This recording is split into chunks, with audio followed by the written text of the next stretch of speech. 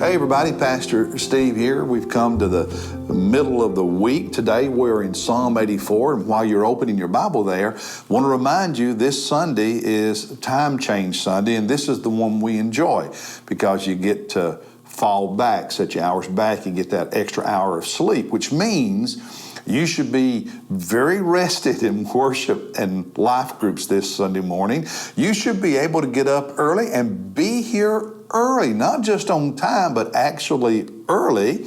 And this is a great Sunday to invite people to come to worship because they'll be rested and in a good mood as well. So invite some people to come with you. All right, Psalm 84 is a favorite of a lot of people. It's obviously written by an author who loved journeying to Jerusalem and the temple and worshiping God. In verse 10, a day in your courts is better than 1,000 years is a favorite of many people. But there is more to this psalm than the psalmist simply really loving worship. He points out in some very important ways a key benefit of worship. For instance, let's start in verse 5 and walk through this. He said, how blessed is the man whose strength is in you, in God, in whose heart there is a highway to Zion. What he's saying is the person who has in his heart a highway to Zion, to Jerusalem, to the temple, to the place of corporate worship is a blessed person. And yes, he's talking about they know the path, they know the route, the road, the highway from wherever they live in Israel to Zion and to the place of worship.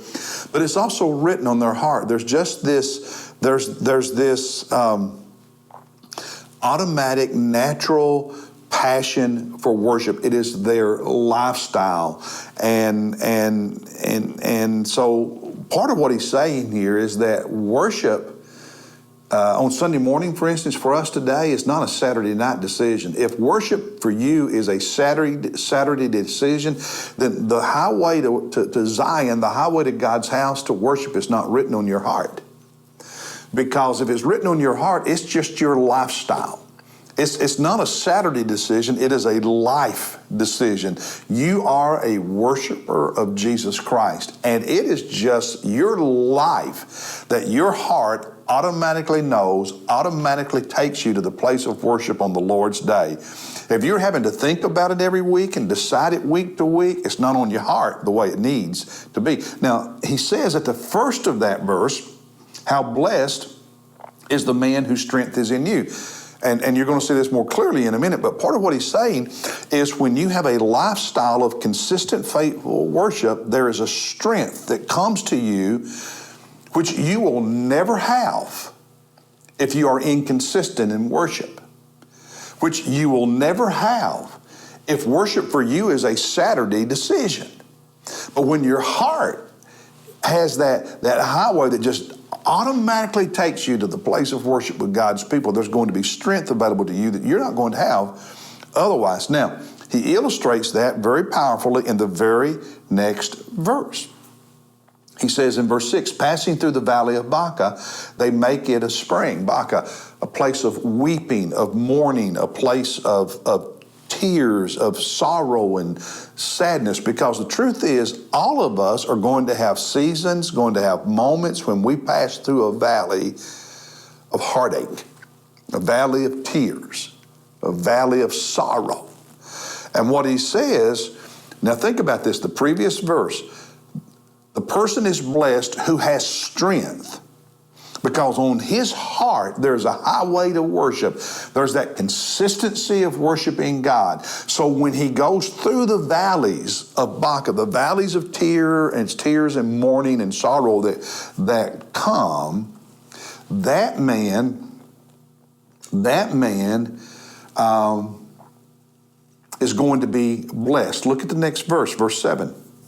They go from strength to strength. Every one of them appears before God in Zion. You see, the strength you need is not given to you all at once for your whole life. Well, I went to church 3 weeks ago. I was in worship 2 months ago. You don't get dumped on you, dumped in you the strength you need, the spiritual strength, the other strength you need that comes from God. You don't get all of that just dumped in you for a life. You get it from strength to strength, from season to season, from day to day, from moment to moment, from worship to worship, from experience to experience. And the truth is, today's worship is preparing you for tomorrow's living. You don't know if tomorrow is going to be a mountaintop experience with great joy, or if tomorrow's going to be the valley of Baca, the valley of tears for you. But if you want strength tomorrow, you worship today.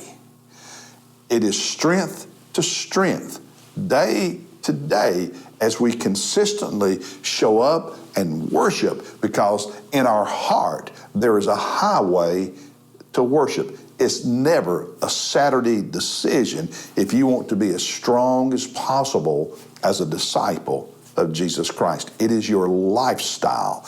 It is a life commitment. And then God gives you season to season, week to week, the strength you need for what's coming. So, be in church Sunday. Then be in church next Sunday. And be in church the Sunday after that. And stop making it a Saturday to Saturday decision. It's a lifestyle decision. Hey, God bless you. I'll see you tomorrow as we look at Psalm 85.